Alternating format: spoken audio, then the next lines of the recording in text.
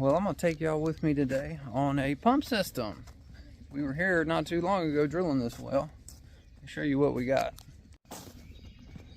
So if you see this road that we cut in back here, had a bulldozer come back here and cut it because the grade of the land slopes downhill.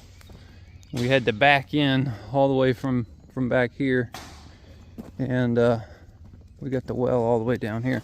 I'm walking down here now to get the well seal, and I need to figure out what the static water level is to where we can determine whether or not setting the pump at 80 foot is going to be feasible or not. And even that, we sunk pretty bad right here.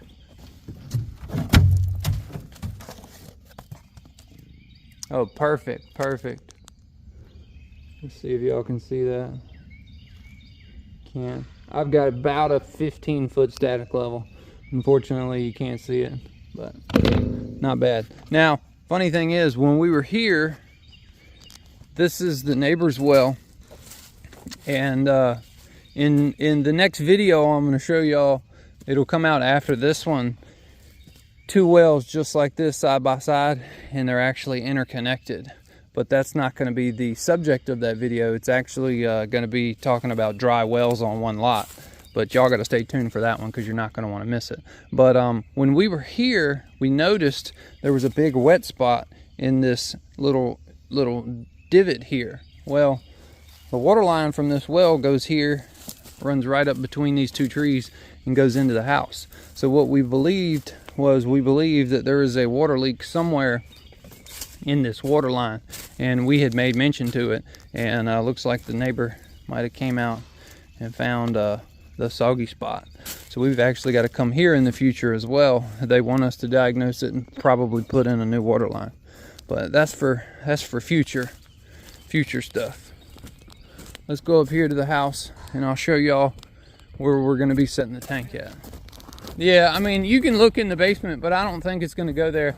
I think we've got to go in right here next to these air handlers. All right. Okie dokie. I don't see any water line drop down, but I do have water line. Let's go in here. Make sure I'm not gonna find no pit. Okay, here we go. Well pump, cool. We got our well pump wire. I don't know if it's gonna go back here in the corner or not, but we do have a wire back here. What I don't see any main water line. I don't see any main water line. I see, here we go. I got a 3/4 inch feed here. Might have to pull some insulation out of the way and find a spot to tie into it, but we need to go outside and figure that part out first. We may just leave it up to them and let them tie into our filter. Right. But either way, it's not really that great. I mean, I can try to squeeze in here. I don't really like it. Yeah. Not with it being open right here. I know when me and Dad were here, we had talked about coming in right here next to the door. I think that might be the best thing. We'll try to come in right here. We'll have to. It's supposed to be next to the door, anyways, right? Yeah, within 5 foot of the opening. And we can set the tank right here. And then put the filter beside it, and then we can go up and go over. But see, it's terrible because the wire's way down there. It goes against code. But at least they did drop a wire. I'm going to call Steve and see what Steve says. Okay. Yeah, you got like a 12-foot, 15-foot static level, so you're good there. I'm going to go down and get you the well seal. Now, we have got 80 foot of casing in this well. Now, not all wells will fall under this category, but since this one has such a high static water level and you can actually see it down in the well, we're going to set the pump at 75 foot. Now, in doing so, and setting the pump at 75 foot, that's going to help reduce the amount of sediment that we're going to have to deal with. because the pump is going to live its entire life inside of the PVC casing. That'll prevent any wire failures, and it will basically, if the pump's not sitting in the rock borehole, it's not going to have to deal with sediment. And that's the beautiful thing about leaving the pump in the casing. But if we had, like, say a 50-foot static level, then we wouldn't have enough borehole left to stick the pump at 80 foot. There's only 30 foot of water there. So we'd have to stick the pump down at like 120 or 150 or something like that. All right, I'm gonna go ahead and get the track hoe and start digging. Gee doggy. Okay, well, Mike and Justin, they're working on putting the pump together. While they're doing that, I'm gonna be digging the ditch. Now, I went ahead and called the house builder, and I asked him left side or right side. He says he wants me on the right side, left of the propane tank, and that's where we're gonna go in. We're gonna go in right here, and he doesn't want the water tank, he doesn't want the bladder tank right here near the door. He wants it down there at the other end. So it's his job, his way, it's what he wants, so that's what I gotta follow by. But yeah, I do not like being next to this little area that could potentially fall in, but it is what it is. I'm gonna go ahead and start digging, and I'll catch back up with y'all once I got a little bit dug. I'm about halfway done with the ditch, and Mike and Justin are installing the pump now. Yeah, water's up really high. It's like 10 foot from the top.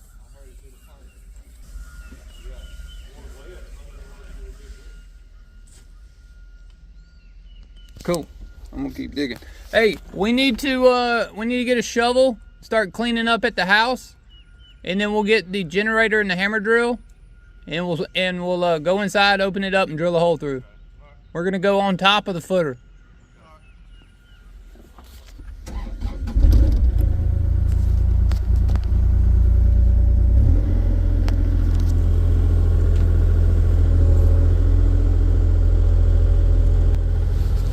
Well, I'm nearly done digging the ditch. I've still got a little bit to do right here at the well, but I went ahead and I removed our sheet metal cover to protect our grout, and I noticed that our grout settled about 6 foot. So I got to go up to the top and go get some chipped bentonite because I don't want to fill it in with any more dirt than I already have. It's been a nightmare digging this stuff. Got really, really bad clay content right here. Stuff doesn't want to leave the bucket, and it transitions up to red dirt up here, which is fine, but I started running into like all of the tree stumps. When they cleared the land, they didn't remove the stumps, so I kept pulling out things like this that were still attached to the root base, and it would slow me down digging. Kind of pain in the butt. I'll show you in the front yard all the trees that were back here. And here's another one, another root base. You'd think the excavator can handle it no problem, but it takes about 5 minutes to rip one of them things out the ground. It's not as big of a tractor as you would assume. Justin's up here drilling me a hole through the wall. Let him continue doing what he's doing. Seems like he's got it under control. So over here at the house where Justin was drilling, he found out that it's not like concrete block. They went ahead and poured the block solid with concrete, so he's having a little difficulty getting through it. All right, keep whacking at it. It looks like this crap inside of it, but they could just made the bottom. Yeah, they might have poured every other one. At least they won't much digging in now, dug down like that far. Yeah, it's nice and dug out in there. Got about 200 foot of ditch here. Not bad. That's good.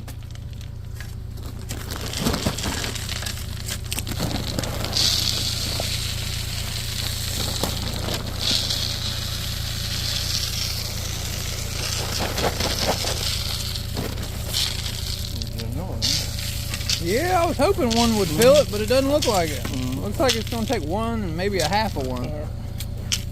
Because it ain't down there far. And that sucks.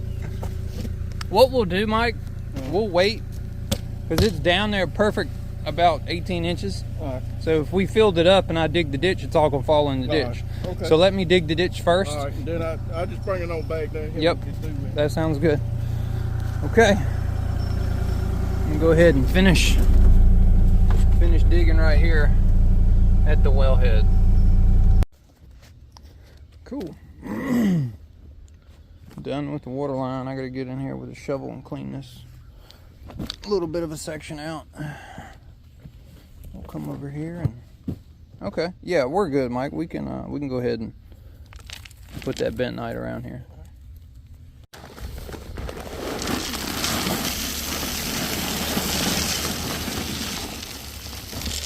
Perfect. We gotta remember to add 2 bags to the bill. I don't think I brought the paperwork. Okay. We gotta remember how much total trench it was. Okay. Right now I got 140 on there right now. Okay, cool. Okay, yeah, it'd be probably 150 total plus whatever we do inside. Right. Since the pump is only in at 80 foot, I'm gonna go ahead tighten the bolts on the well seal to prevent the well seal from jumping around. High static water level and a pump setting that's not too deep. Every time the pump kicks on and off, sometimes the well seal will lift up. So if you ever see yours lifting, go ahead and tighten your bolts. Now if you ever mess with the bolts on a well seal, never like remove them, because the bolt itself will fall down the hole. So you just need to loosen them. Basically you can make the nut and the bolt flush with one another and that'll be loose enough. Or if it's the other way around and you see the other head on it, you can loosen it until you feel that it's loose, or you can move it with your finger, then you're good to go. Metal well seals, especially the metal with the 2-piece split in the middle, those are the ones you really got to worry about, because if you remove the bolts, the bottom section, which is shaped like a half moon, it will fall down the well and trap the pump. So you never want to remove the bolts. You just want to loosen them if you ever have to work on your system. Went ahead and finished plumbing up the wellhead. I've got this area all 90'd up. Mike's taking the Sawzall right now. He's cleaning up all the old roots. And I'm sitting here holding my hand on the wire as Justin pulls it all the way to the house. Now I know a lot of people can't pull wire like this. If you're ever pulling wire, sometimes it takes 2 people. Just stick a shovel handle through it and have somebody else pull it. Because I've seen some people, they just try to unravel it and then your wire's twisted the whole way. That's fine, because we ain't putting the tank there. He wants the tank down in the bottom and the other end. So if we got enough to get to the door, we got enough to do the other side.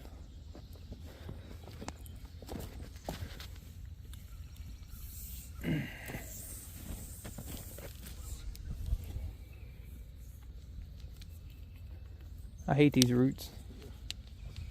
There you go. Okay. Wires in the ditch the entire way. We're good. All right, wellhead is complete. Time for us to head up to the house, work on that.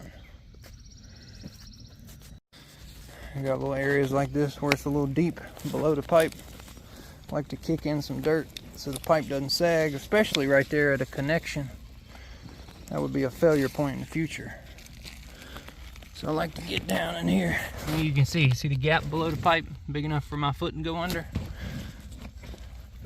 I like to take dirt, pack it underneath that. Rake some in, pack it in. Good deal. Anywhere else that I see a low area, I'll rake some dirt in, because when I do this with the excavator in a big type of way, it'll just push the pipe down. And I don't want the pipe to have unnecessary stress. If you're doing black roll pipe in the ditch, it doesn't matter as bad. That's a little bit more pliable, but we prefer PVC because PVC is a 450 PSI rating, and black roll pipe, the polyethylene IPS 200 PSI, it is not as crush resistant. So when you put it in a ditch, you got to worry about rocks and stuff pushing on the pipe And in about 15 years, if you have a rock about the size of your fist and it's sitting below or above your pipe and the weight of the ground's pushing on it, then it will actually push a hole and it'll rupture a hole in the black roll pipe. I'm sure many people who are watching have dug up a water leak and found a pinhole leak in the black roll pipe. For PVC, it'll crack, but it typically cracks at a connection and like an elbow. That's why we try to minimize the amount of elbows we put in the ground, and then if we do use an elbow in the ground, we want to make sure that that elbow isn't under any stress. We want to make sure it's completely level. Okay, so this is the pipe, and it's perfect. We're going to do an elbow, come up, and we'll do another elbow, and we'll go in through perfection. I'll probably pull that wire out and put a piece of conduit over it so it doesn't hit that concrete shoulder. That's all right. Yeah, we need to get some flex. We'll need it for the tank, and we need about a 12 or 14 inch piece for here. Okay, so back in the crawl space. This is where it came through at. I need to clean this out a little bit better. I'm gonna have to get a hammer and a chisel and chisel that because it's so close right here. The pipe and the wire will come through, but I'm not gonna be able to glue on an elbow. So I need to bust out this little area with my hammer and my chisel. Okay, okay. Yeah, hammer and chisel. All right, I got it all cleaned out. I'm gonna go ahead and get this wire pulling back in. Tell me when I got it all.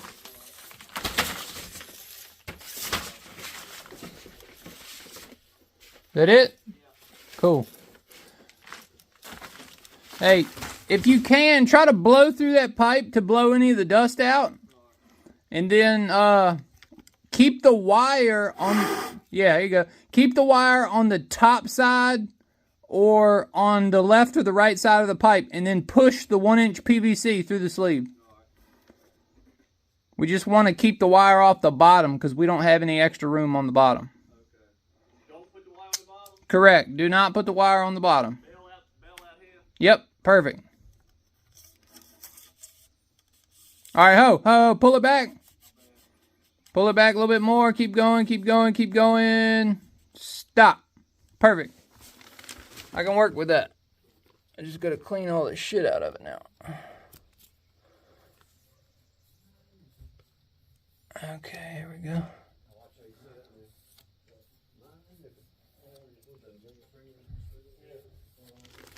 Perfect. Got it all cleaned out. Now we're just going to elbow up and elbow over wherever I decide to put this tank at. I'm going to start covering the ditch. And I'll let you do this.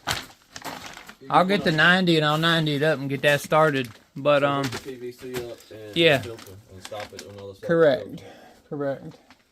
If you can find the spot to mount the filter up there, that'd be cool. If not, we got to mount it on the wall right here. Go get your The concrete bit and the blue tip screws. We need to make sure this pad is level. So we might have to move the dirt underneath it, level that up.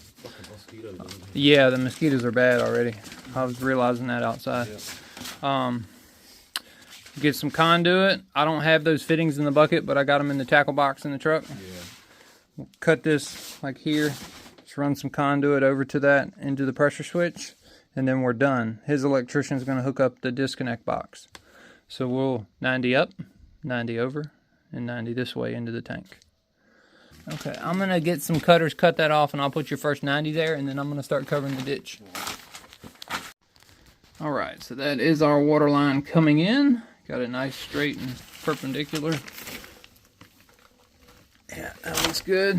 And then what we'll do is we'll 90 it this way, bring it towards me, and then it's going to 90 over and go right into the bladder tank. So I'm going to go ahead and let Justin take care of all this. He's done this once before.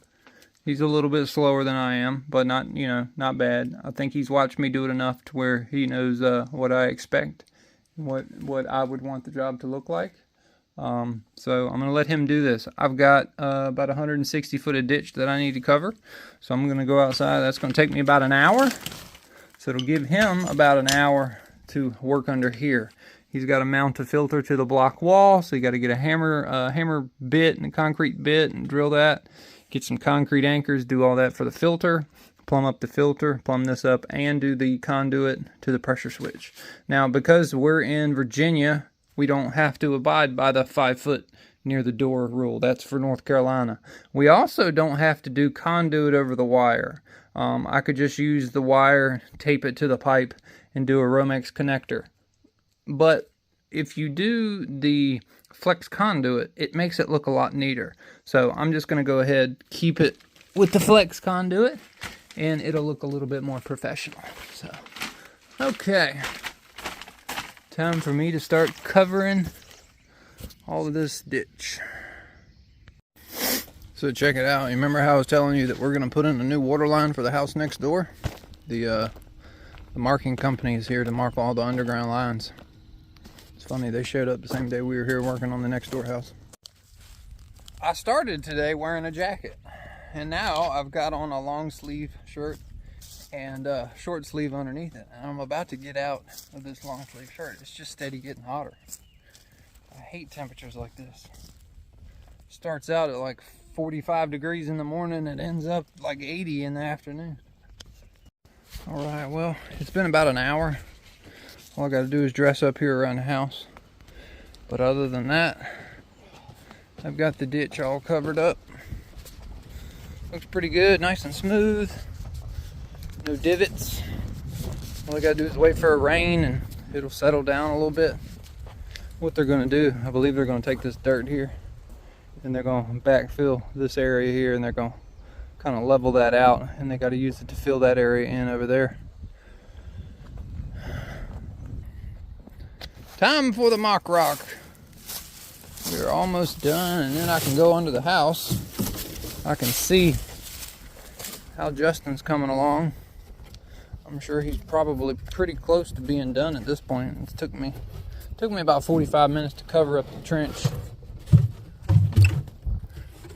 Good deal. Okay, that looks good. I'm gonna put some dirt around that, and then we'll take a walk underneath the house. All right, let's see what you got going on under here. Think you're done? I think the switch up, right? I'm on video. Oh no, you good, you good. I think I did. I wrote 240 volt for me. Yeah, you got that marked, okay. Take a peek. Yep. Perfect. Together, right? Correct. Yeah, if not, it'd be a direct short. Yeah. I remember we went to a house one time, it was like that. That looks good. That's what always keeps me from doing it. Looks really good. Okay, good to go, man. Hell yeah. Hell yeah. Then it'll be up to them to hook up that yellow wire. It took me a little bit long because I dug out, like, basically for the pipe.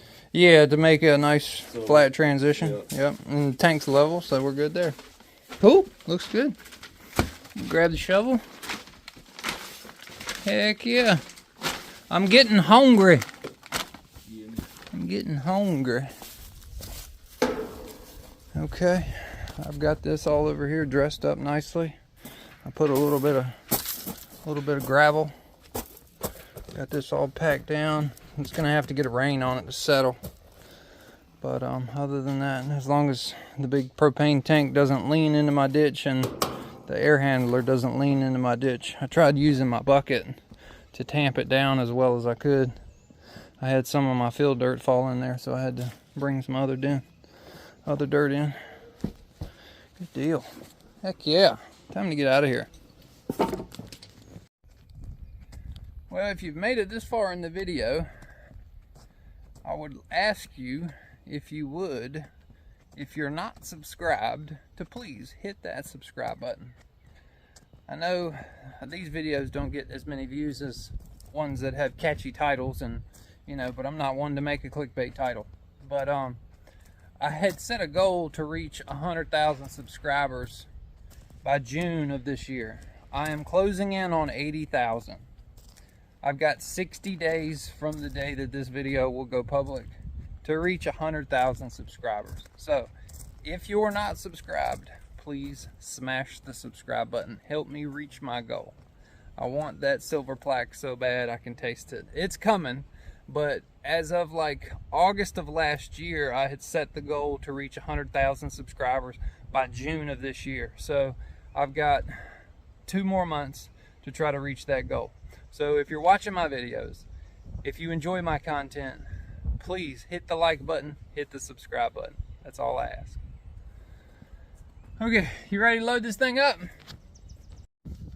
So I don't know if y'all can see, but there's people walking in the background. I'll show you. They're walking over there. So I was loading up the tractor and they were just standing there. I didn't know what they were doing. But once I turned the tractor off, they said, Philip, I just want to commend you on your excellent videos. Thought it was so cool. Now I'm in the neighborhood I grew up in, but I do not advertise my YouTube channel. I don't try to connect with anybody in my hometown because I just didn't want YouTube to do that. I wanted it to share my knowledge across, you know, the masses, not really so much to be locally famous. It was kind of the opposite. I didn't want people to know locally. But it was kind of cool. I had about a 15-minute conversation with them and they loved it. So they'll probably be watching this video. So what I'm doing now is, I'll show you. I'm marking my water line with these flags. They're the only ones I have in my truck. So we're going to put this one here. Okay. Good deal. Okay, good. I've got my little flags in the ground. It should be enough of an indication where my water line is, so I don't like repairing brand new stuff. Good to go? Good to go. All right, we made it back here to the shop in record time, and Tracy says we've got another job to get to. So we're gonna head out now, go to that job, check out, see what it is. It's a farm. They got cattle waters and whatnot, and they've got water trouble. So we're just gonna go diagnose it, see what it is. Okay, cool. Yeah, you got a little manifold that goes out to each water. I see. Yeah, there's 3 farm feeds, and then there's a house feed. It may be, I don't know. That thing's borderline good. It may be good, may be bad. Okay. So the first thing we're going to do, he said the switch was sticking, so we're going to take the switch off. Most of the time this nipple's going to be clogged up. But this tank is 15 years old. 2016. Oh yeah, 2010. Okay. So yeah, it's at its life expectancy, so.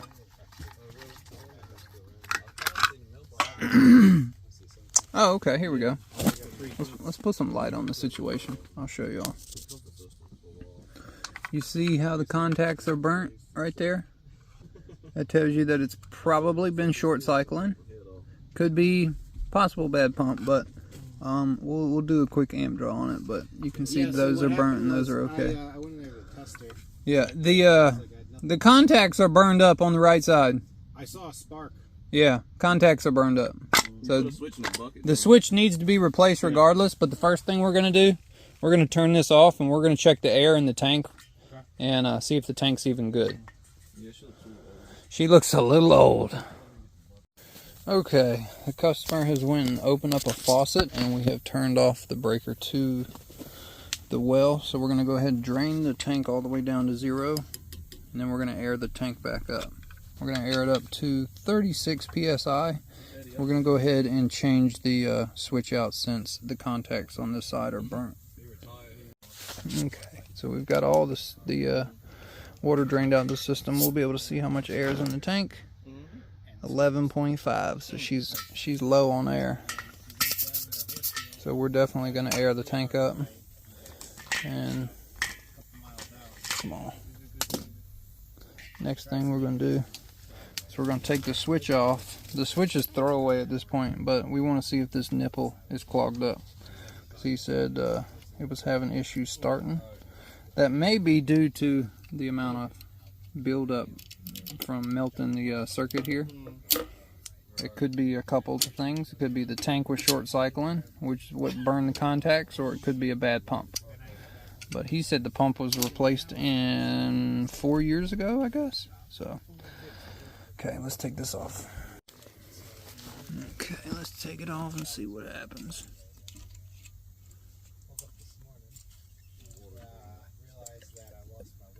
But yeah, I do have some buildup inside of that. You can see it. Now, a quick way to tell if the nipple on below your switch is clogged, just take a screwdriver, just drop it in. Look at it, it's got trash. Had a little bit of trash. I gotta get something that's longer than that screwdriver because it's not going all the way to the bottom. Okay. Okay, so we got the switch off, nipples all cleaned out, got the little baby air compressor. Tank's low on air, so we're gonna go ahead, pump it back up, 35 to 38 PSI. Now I like to do this with the switch off to where if there's any trapped water in here, it'll push it out. Okay, so this is pretty much at 35 PSI now. I've got a 40-60 switch on there. So 40-60 switch, you got to make sure the air pressure in the tank is below 38 PSI. I like to keep it, 38, 36, 35, anywhere in that range. If you had a, like say a 30-50 switch, you would want no more than 28. It's got to be below the on number. So if the on is 30, it's got to be below that, so 28, 26, 25. This is 40, so you want 38, 36, 35, something below 40. So we've got enough air in the tank now. I'm going to go ahead now and wire this back up, and then we're going to do an amp draw test and check to make sure the pump's pulling proper amperage. Okay, system's ready to go. Got the new pressure switch all installed. So these two here go out to the well pump, and these two here feed me power in. So I've got my amp meter on, set on 20 amps, and we're going to go ahead and see what kind of amps the well pump pulls. Can you go ahead and turn the power on, sir? Yeah, I got that open. It'll probably just start running.